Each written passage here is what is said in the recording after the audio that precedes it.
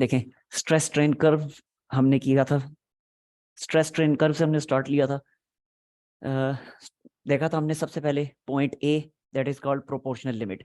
वजह उसकी ये, इसको प्रोपोर्शनल लिमिट इसलिए कहते हैं क्योंकि पॉइंट ओ से लेके ए तक का जितना भी रीजन है, इस सारे रीजन में हुक्स लॉ वैलिड होता है। हुक्स लॉ के वैलिड होने का मतलब कि स्ट्रेस स्ट्रेन के डायरेक्टली प्रोपोर्शनल होता है। तो क्योंकि ओ से लेके ए तक स्ट्रेस स्ट्रेन के डायरेक्टली प्रोपोर्शनल होता है और ए क्रॉस करने के बाद स्ट्रेस स्ट्रेन के डायरेक्टली प्रोपोर्शनल नहीं रहता, इसका मतलब है कि पॉइंट ए जो है ये प्रोपोर्शनैलिटी की लिमिट है। दैट्स व्हाई पॉइंट ए के करस्पॉन्डिंग जो स्ट्रेस की वैल्यू है that is called proportional limit. ठीक हो गया? पॉइंट ए के करस्पॉन्डिंग स्ट्रेस की जो वैल्यू है that is called proportional limit. देख लिया था डिटेल से। फर्दर उसके बाद हमने क्या देखा था कि पॉइंट ए के बाद जब स्ट्रेन की फर्दर वैल्यू इंक्रीज करनी शुरू होती है तो स्ट्रेस अभी भी इंक्रीज करेगा, लेकिन अब स्ट्रेस जो है वो अब स्ट्रेस जो है वो स्ट्रेन के डायरेक्टली प्रोपोर्शनल नहीं रहेगा, बल्कि स्ट्रेस की हायर वैल्यू स्ट्रेन के डायरेक्टली प्रोपोर्शनल होगी। कल यहाँ पे लिख के भी आप लोगों को बताया था, एक दफा फर्दर फिर लिख देता हूं। यानी इस तरह की सिचुएशन बनेगी कि स्ट्रेस की power n will be directly proportional to strain. ठीक हो गया? क्योंकि आगे कर्व बननी शुरू होगी है, और जब कर्व बनती है तो दोनों जो वेरिएबल्स हैं उनकी पावर सेम नहीं रहती। तो इसलिए अब जब कर्व बननी शुरू होगी तो अब स्ट्रेस की हायर पावर जो है वो स्ट्रेन के डायरेक्टली प्रोपोर्शनल होगी। यानी पावर n स्ट्रेस की पावर होगी, स्ट्रेन की नहीं होगी। और रीजन कल ही बता दी थी, क्योंकि कर्व का जो बेंड है वो स्ट्रेस की तरफ है, दैट्स व्हाई स्ट्रेस की हायर पावर होगी। ठीक हो गया? तो खैर पॉइंट बी तक हमने देखा था कि पॉइंट बी आते आते ओके देखें, पॉइंट बी तक जो स्ट्रेस था वो स्ट्रेन के डायरेक्टली सॉरी पॉइंट ए तक स्ट्रेस स्ट्रेन के डायरेक्टली प्रोपोर्शनल था, दैट्स व्हाई पॉइंट ए को प्रोपोर्शनैलिटी लिमिट हमने कहा था। लेकिन पॉइंट ए से लेके बी तक मटेरियल जो था वो स्टिल इलास्टिक मटेरियल था, इलास्टिसिटी उसने नहीं लूज कर दी पॉइंट ए के बाद।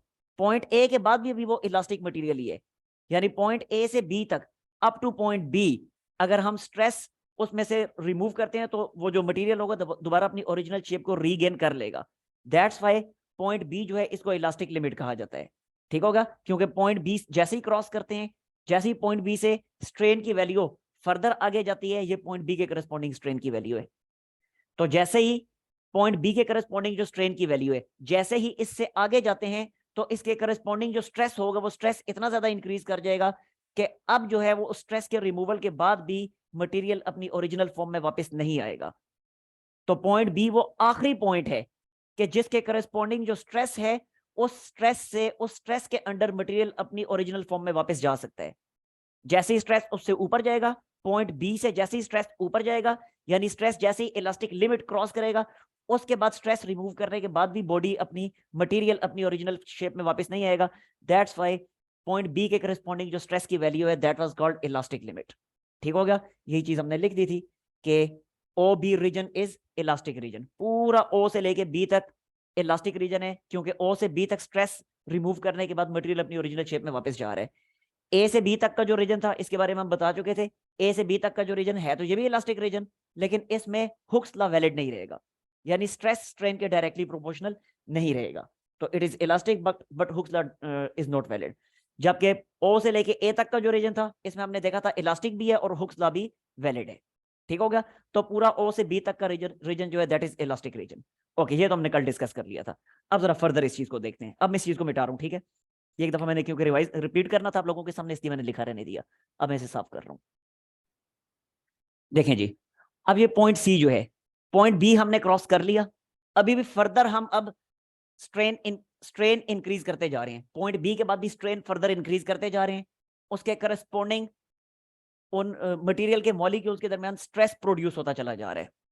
लेकिन पॉइंट बी क्रॉस करने के बाद अब हमारा जो रीजन है वो इलास्टिक रीजन नहीं रहा। अब हमारा मटेरियल इलास्टिक मटेरियल नहीं रहा, क्योंकि पॉइंट बी के करस्पॉन्डिंग इतना ज्यादा स्ट्रेस प्रोड्यूस हो चुका है कि अब स्ट्रेस के रिमूवल के बाद भी उसने ओरिजिनल फॉर्म में वापस नहीं जाना। तो पॉइंट बी से आगे परमानेंट डिफॉर्मेशन प्रोड्यूस होनी शुरू होगी है। पॉइंट बी से आगे परमानेंट डिफॉर्मेशन प्रोड्यूस होनी शुरू होगी है। यानी कि ये वाला जो हमारा रीजन है, ये वाला जो हमारा रीजन है, बी से लेके सी तक का जो रीजन है, इतना इसमें प्रोड्यूस हो रही है plastic deformation. Plastic deformation, plastic deformation यानी परमानेंट डिफॉर्मेशन। ठीक हो गया? डिफॉर्मेशन। तो अब बीसी रीजन में परमानेंट डिफॉर्मेशन प्रोड्यूस होनी शुरू होगी है। अब जैसे जैसे मैं मटेरियल को फर्दर स्ट्रेच करता जा रहा हूं, इसमें स्ट्रेन प्रोड्यूस करता जा रहा हूं, मैं इसको खींच रहा हूं, इसमें स्ट्रेस प्रोड्यूस फर्दर इंक्रीज होता चला जा रहा है। लेकिन अब जो है स्ट्रेस के रिमूवल के बाद ये ओरिजिनल फॉर्म में वापस नहीं जा रहा मींस के परमानेंट डिफॉर्मेशन, प्लास्टिक डिफॉर्मेशन इसमें प्रोड्यूस हो रही है। प्लास्टिक डिफॉर्मेशन और परमानेंट डिफॉर्मेशन, हत्ता के पॉइंट सी आ जाता है। अब पॉइंट सी ऐसा पॉइंट है कि पॉइंट सी के करस्पॉन्डिंग जो हमें स्ट्रेस मिलेगा, पॉइंट सी के करस्पॉन्डिंग जो स्ट्रेस की वैल्यू होगी, इसको कहा जाएगा लाइक ये देखें, ये सी के करस्पॉन्डिंग जो स्ट्रेस की वैल्यू है, इसको कहा जाता है ultimate tensile strength. Ultimate tensile strength, ultimate tensile strength, UTS, ultimate tensile strength. ठीक हो गया? यहां पे मैं लिख देता हूं, दिस इज शॉर्टकट वर्डिंग में लिखा जाएगा यूटीएस, और ये होगा किधर? ये होगा पॉइंट सी पे। अब ये है क्या अल्टीमेट टेंसाइल स्ट्रेंथ? मतलब ये बी के बाद जैसे मैं क्रॉस हुआ, परमानेंट डिफॉर्मेशन प्रोड्यूस होनी शुरू होगी, होती जा रही है, होती जा रही है, होती जा रही है, करते करते करते स्ट्रेस इतना ज्यादा इंक्रीज कर चुके हैं कि अब पॉइंट सी आ गया, और पॉइंट सी को मैं जैसे ही क्रॉस करूंगा, जैसे ही सी से ज्यादा मैं स्ट्रेन प्रोड्यूस करूंगा, सी के करस्पॉन्डिंग जो भी स्ट्रेन है, तो जैसे ही मैं सी पॉइंट के करस्पॉन्डिंग जो स्ट्रेन है, इस स्ट्रेन से ज्यादा स्ट्रेन जैसे ही मैं प्रोड्यूस करूंगा, अब मटेरियल जो है फ्रैक्चर होना शुरू हो जाएगा। अब उसमें परमानेंट डिफॉर्मेशन नहीं प्रोड्यूस हो रही, बल्कि वो फ्रैक्चर होना शुरू हो गया, टूटना शुरू हो गया, उसमें ब्रेकिंग प्रोड्यूस होनी शुरू हो गई है। ठीक हो गया? तो पॉइंट सी जो है वो आखिरी पॉइंट है। पॉइंट सी के करस्पॉन्डिंग जो स्ट्रेस है, वो मैक्सिमम स्ट्रेस की वैल्यू है कि जिस स्ट्रेस के करस्पॉन्डिंग हमारा मटेरियल जो है विथस्टैंड कर सकता है, यानी उस स्ट्रेस को बर्दाश्त कर सकता है। उस स्ट्रेस उससे ज्यादा जैसी डिफॉर्मेशन प्रोड्यूस होगी, मटेरियल टूटना शुरू हो जाएगा। ठीक हो गया? तो अब अल्टीमेट टेंसाइल स्ट्रेंथ को हम यहां पे एक्सप्लेन कर देते हैं। What is ultimate tensile strength? It is value of maximum stress that material can endure without breaking, यानी टूटे बगैर। ब्रेकिंग की स्पेलिंग क्या लिखती है मैंने? Breaking, BREAKING। ठीक हो गया? तो अल्टीमेट टेंसाइल स्ट्रेंथ स्ट्रेस की उस मैक्सिमम वैल्यू को कहते हैं कि जिसके करस्पॉन्डिंग मटेरियल जो है वो टूटे बगैर अपनी जगह पे कायम रह सकता है। जैसे ही इससे ज्यादा जो है डिफॉर्मेशन प्रोड्यूस होगी, तो फौरन से मटेरियल में ब्रेकिंग स्टार्ट हो जाएगी। ठीक हो गया? तो मैं लिख देता हूं कि after this value, after this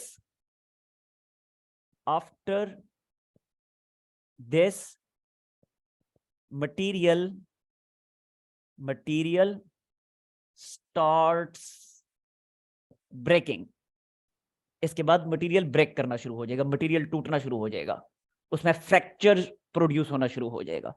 आगे समझ बात की? अच्छा, अब ये जो रीजन है हमारा बी से लेके सी तक का जो रीजन है, इसको क्या कहा जाता है? बी से सी तक का जो रीजन है, B C region is called plastic region. Plastic region. ठीक हो गया? इसमें क्या होता है? यहां पे परमानेंट डिफॉर्मेशन प्रोड्यूस होती है। Here permanent deformation, here permanent deformation produces in material। यहां मटेरियल में परमानेंट डिफॉर्मेशन प्रोड्यूस होनी शुरू हो जाती है। आगे समझ बात की? यस, यहां तक कोई मसला? Any problem? हाँ जी। No sir. Okay.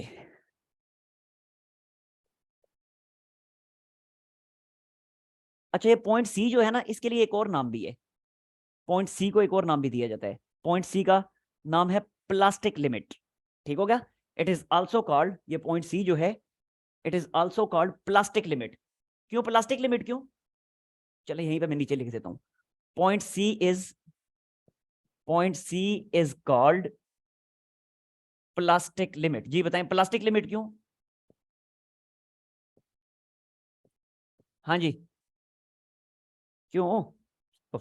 Because it is limit of permanent deformation, permanent deformation, क्योंकि ये परमानेंट डिफॉर्मेशन की लिमिट है ना। इसके बाद तो मटेरियल में परमानेंट डिफॉर्मेशन नहीं ना प्रोड्यूस होगी सी के बाद, फिर तो मटेरियल टूटना शुरू हो गया, उसमें ब्रेकिंग प्रोड्यूस होनी शुरू होगी है। इसलिए इसको प्लास्टिक लिमिट कहा जाता है, पॉइंट सी को। पॉइंट सी को प्लास्टिक लिमिट कहा जाएगा, ग्राफ पे जो पॉइंट सी है उसको प्लास्टिक लिमिट कहा जाएगा, और प्लास्टिक लिमिट के करस्पॉन्डिंग जो स्ट्रेस की वैल्यू है उसको कहा जाएगा अल्टीमेट टेंसाइल स्ट्रेस। ये फर्क याद रखना है। जैसे ये था ना पॉइंट बी जो इस पे इस ग्राफ के ऊपर जो पॉइंट बी है इसको कहा जा रहा था यील्ड पॉइंट, लेकिन इस यील्ड पॉइंट के करस्पॉन्डिंग जो स्ट्रेस की वैल्यू है उसको कहा गया था इलास्टिक लिमिट। इसी तरह पॉइंट सी जो है दिस इज प्लास्टिक लिमिट, ठीक हो गया। और प्लास्टिक लिमिट के करस्पॉन्डिंग जो स्ट्रेस की वैल्यू है that is called ultimate tensile stress. हुआ clear?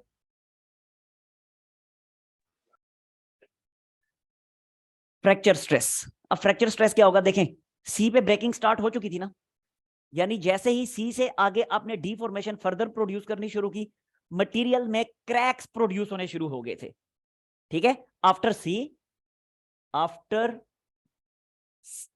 Point C, after point C cracks appear in material, material में पॉइंट सी के बाद क्रैक्स प्रोड्यूस होने शुरू हो गए थे। अब आप उसके बाद जितना भी स्ट्रेस अप्लाई करेंगे, अब वो स्ट्रेस क्या करेगा, सॉरी जितनी डिफॉर्मेशन आप अप्लाई करेंगे, यहां पे हम अपने अप्लाइड स्ट्रेस को कंसीडर नहीं कर रहे। यहां पे ये स्ट्रेस जो हमने वाई एक्सिस पे लिया है ये वो स्ट्रेस है कि जो मटेरियल के अंदर प्रोड्यूस हो रहा है हमारी डिफॉर्मेशन प्रोड्यूस करने के नतीजे में। डिफॉर्मेशन हम प्रोड्यूस कर रहे हैं, यहां पे मैंने लिखा भी हुआ है ना, we took a ductile material and produced deformation and produced deformation by external force। हम एक्सटर्नल फोर्स के थ्रू डिफॉर्मेशन प्रोड्यूस कर रहे हैं, तो उस एक्सटर्नल फोर्स के करस्पॉन्डिंग जो स्ट्रेस है उसको नहीं हम कंसीडर कर रहे, बल्कि कौन सा स्ट्रेस हम कंसीडर कर रहे हैं, and study the stress produced in it. इसके मॉलिक्यूल्स के दरमियान जो स्ट्रेस प्रोड्यूस हो रहा है उस स्ट्रेस को हम यहाँ पे स्टडी कर रहे हैं। आई समझ बात की? ये कल ही बता दिया था, एक दफा जस्ट रिपीट कर दिया मैंने। तो देखें, तो जैसे ही सी के बाद मैंने आगे फर्दर डिफॉर्मेशन प्रोड्यूस की, तो अब क्या होना शुरू हो गया, अब मटेरियल में क्रैक्स अपीयर होने शुरू हो गए। अब इसके बाद जितनी भी डिफॉर्मेशन प्रोड्यूस करूंगा, वो डिफॉर्मेशन क्या करेगी, उसके अंदर अब कोई परमानेंट डिफॉर्मेशन नहीं प्रोड्यूस कर रही, बल्कि अब वो उसके अंदर उसमें ब्रेकिंग प्रोड्यूस करवा रही है। करते करते करते पॉइंट डी आ जाता है, और पॉइंट डी पे आके बिल आखिर मटेरियल ब्रेक कर जाता है, ठीक हो गया। तो डी के करस्पॉन्डिंग जो स्ट्रेस की वैल्यू होगी that will be called fracture stress, ठीक हो गया। तो यहां पे मैं लिख देता हूं कि आफ्टर सी, लिख दिया, after C crack appears in the material, so material starts breaking, so material starts breaking, यहां तक के पॉइंट डी आ जाता है, until it fractures at point D, ठीक होगा। तो पॉइंट डी के करस्पॉन्डिंग जो हमें स्ट्रेस की वैल्यू मिलेगी, अब मैं यहां पे लिख नहीं रहा, अब आप खुद ही कंसिडर कर लें, ये ऑलमोस्ट ये बनेगी। यहाँ पे पहले काफी कुछ लिखा हुआ मिक्स ही हो जाएगा। तो क्या लिखूंगा, फ्रैक्चर स्ट्रेस को कैसे मैं डिफाइन करूंगा कि फ्रैक्चर स्ट्रेस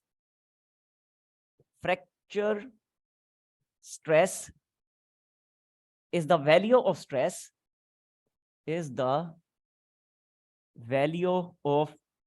stress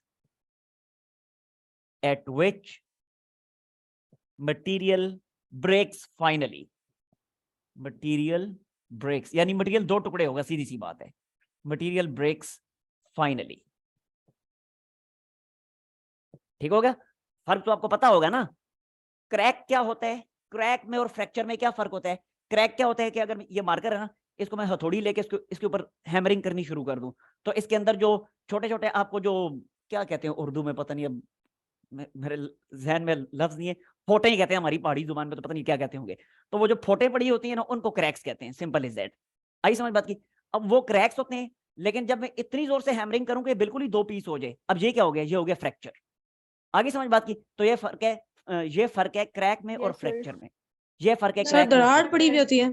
हाँ दरार, बिल्कुल बिल्कुल दरार कहते हैं। सर मुझे भी आता था ये वर्ड। हाँ चलें, अच्छा तो बता देना था ना, बता दिया करें, बात नहीं जहन में आता। तो जो दरारें पड़नी शुरू हो जाती है ना, उनको कहा जाता है क्रैक्स, और जब मटेरियल दो टुकड़े हो जाता है तो इसको कहा जाता है फ्रैक्चर। तो पॉइंट सी पे क्रैक्स पड़ने शुरू हुए, दरारें पड़नी शुरू हुई हैं, और उसके बाद करते करते करते करते दरारें बढ़ते बढ़ते बढ़ते बढ़ते दरारें उनका साइज इंक्रीज करता जाता है, और पॉइंट डी पे आके दरार का साइज इतना इंक्रीज कर देता है, कर जाता है कि मटेरियल को दो टुकड़े कर देता है, मटेरियल को फ्रैक्चर कर देता है। आगे समझ बात की। तो जो सी डी रीजन है, सी डी रीजन ये हमारा क्रैकिंग रीजन है, तो मैं लिख देता हूं यहां पे C D region is cracking region, is cracking region. लें जी, ले लें इसका स्क्रीनशॉट, कोई सवाल है तो पूछ लें। देखें अच्छा, अब यहाँ पे डक्टाइल और ब्रिटल के ग्राफ में फर्क क्या होगा? डक्टाइल का ग्राफ तो ऐसा ही होगा, क्योंकि शुरू में मैंने यही तो कहा हुआ है, we took a ductile material. यहाँ पे हमने कौन सा मटेरियल लिया हुआ है? डक्टाइल मटेरियल लिया हुआ है, and produce deformation by external force and studied stress produced in it. तो हमने मटेरियल ही शुरू में डक्टाइल मटेरियल लिया हुआ था, हमने तो ब्रिटल मटेरियल लिया ही नहीं था, तो डक्टाइल का तो यही ग्राफ होगा, ठीक होगा? तो it is graph of ductile materials, it is graph of ductile materials, ये है ही डक्टाइल मटेरियल्स का ग्राफ। अलबत्ता किसी मटेरियल की जितनी ज्यादा, किसी मटेरियल की डक्टिलिटी जितनी ज्यादा होगी उतना उसका बी सी रीजन भी ज्यादा बड़ा होगा, क्योंकि प्लास्टिक डिफॉर्मेशन का रीजन है ना, और प्लास्टिक डिफॉर्मेशन होती ही डक्टाइल मटेरियल्स में, अभी एग्जांपल दे चुका हूं। प्लास्टिक डिफॉर्मेशन, परमानेंट डिफॉर्मेशन, वो होती है डक्टाइल मटेरियल्स में। तो इसका मतलब है कि किसी मटेरियल की डक्टिलिटी जितनी ज्यादा होगी उसका ये बीसी रीजन उतना ज्यादा बड़ा होगा। आई समझ बात की? तो यही चीज मैं लिख देता हूं कि materials more ductile, materials more ductile will have larger BC region, ठीक होगा? क्योंकि प्लास्टिक डिफॉर्मेशन का रीजन है। अच्छा, अब अगर ब्रिटल मटेरियल्स की बात की जाए तो ब्रिटल मटेरियल्स में क्या होता है? ब्रिटल मटेरियल्स में तो प्लास्टिक डिफॉर्मेशन प्रोड्यूस ही नहीं ना होती। तो जब प्लास्टिक डिफॉर्मेशन प्रोड्यूस नहीं होती तो इसका क्या मतलब है? इसका मतलब है कि इलास्टिक लिमिट के बाद डायरेक्ट उनका ये वाला रीजन तो अब उनका गायब हो गया ना, बीसी रीजन तो उनका गायब हो गया ब्रिटल्स के लिए।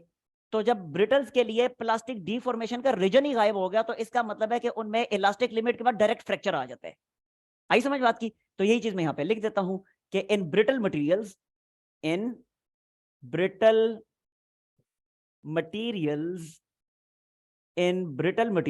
मटेरियल्स में क्या होगा?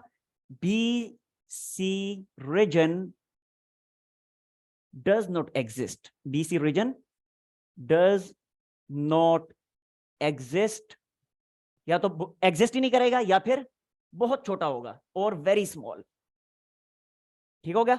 तो इसका मतलब क्या हुआ? इसका मतलब ये हुआ कि ब्रिटल मटेरियल्स में प्लास्टिक लिमिट के बाद डायरेक्ट फ्रैक्चर स्टार्ट हो जाएगा, क्योंकि सी के बाद फ्रैक्चर स्टार्ट होना शुरू हो जाता है, ठीक हो गया? तो ब्रिटल मटेरियल्स में इलास्टिक लिमिट के बाद डायरेक्ट फ्रैक्चर आ जाएगा। So in brittle materials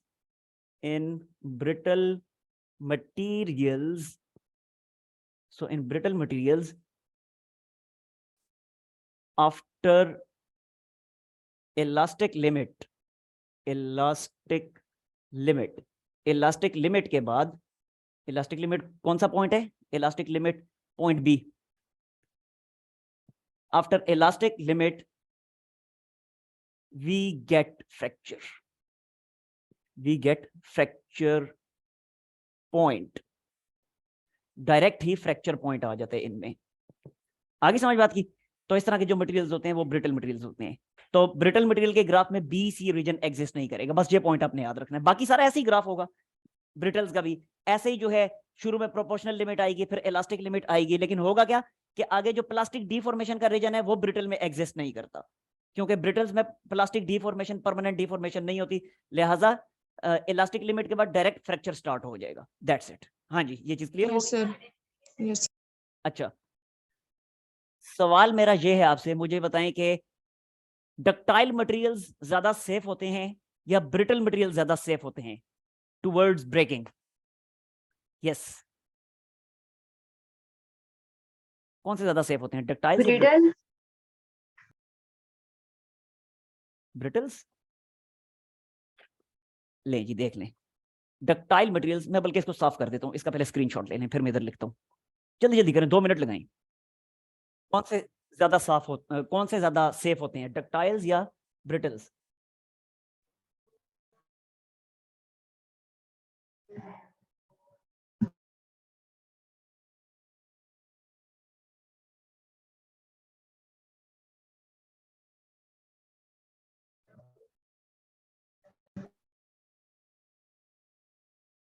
ductile materials are more safe, common sense की बात है, then brittles, then brittle materials against fracture, against fracture. कि डक्टाइल्स में फ्रैक्चर इतनी आसानी से प्रोड्यूस नहीं होता, डक्टाइल्स में इतनी आसानी से फ्रैक्चर प्रोड्यूस नहीं होता। क्यों? क्योंकि बिल्कुल क्लियर है ना, देखिए ब्रिटल मटेरियल्स में तो इलास्टिक लिमिट के बाद डायरेक्ट ही फ्रैक्चर स्टार्ट हो जाता है। डक्टाइल मटेरियल्स में तो ये प्लास्टिक डीफॉर्मेशन, सॉरी क्या मैंने बोला, दोबारा मैं बोल देता हूं। ब्रिटल मटेरियल्स जो होते हैं, ब्रिटल में तो पॉइंट बी के बाद डायरेक्ट ही फ्रैक्चर स्टार्ट हो जाता है, यानी ब्रिटल मटेरियल्स में प्लास्टिक डीफॉर्मेशन वाला रीजन ही गायब हो जाता है। तो जब प्लास्टिक डीफॉर्मेशन का रीजन ब्रिटल्स में से गायब हो गया तो ब्रिटल तो पॉइंट बी के फौरन बाद ब्रेक कर जाएंगे, लेकिन डक्टाइल में तो ऐसा नहीं होता। डक्टाइल में तो ये सर वो प्लास्टिक, क्रैक नहीं होता? तो यही तो कह रहा हूं, तो यही तो मैं कह रहा हूं ना, क्रैक ही हो जाता है ना।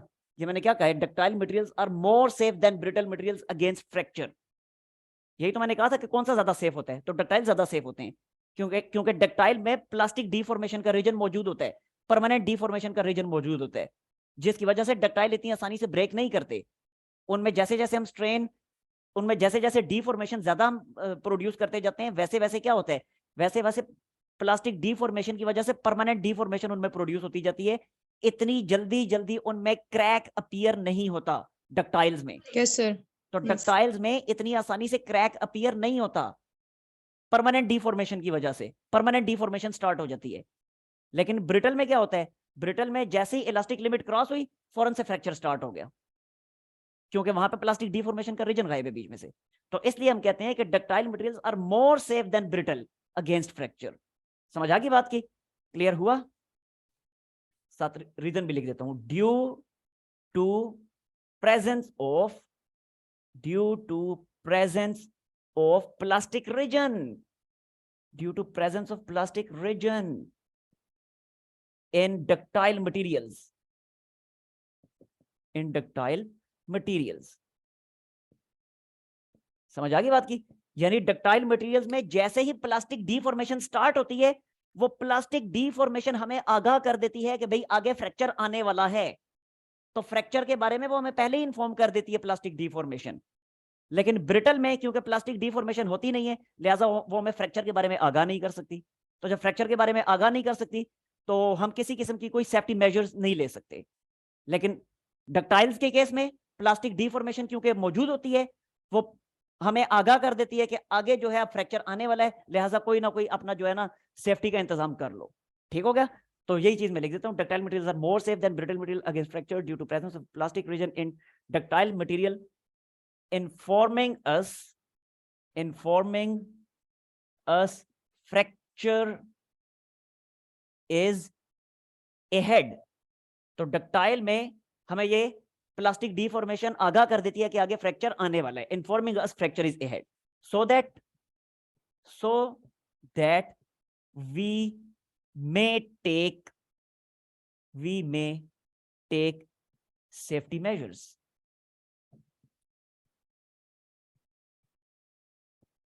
ठीक हो गया? लेकिन ऐसा ब्रिटल के केस में नहीं हो सकता, but it is impossible in brittle, but it is impossible in brittles. क्यों?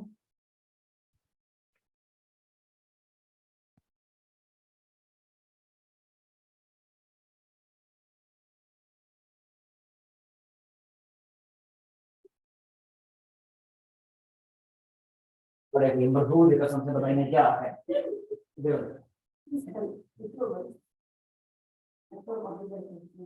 ऐसी की बड़ी भाई हो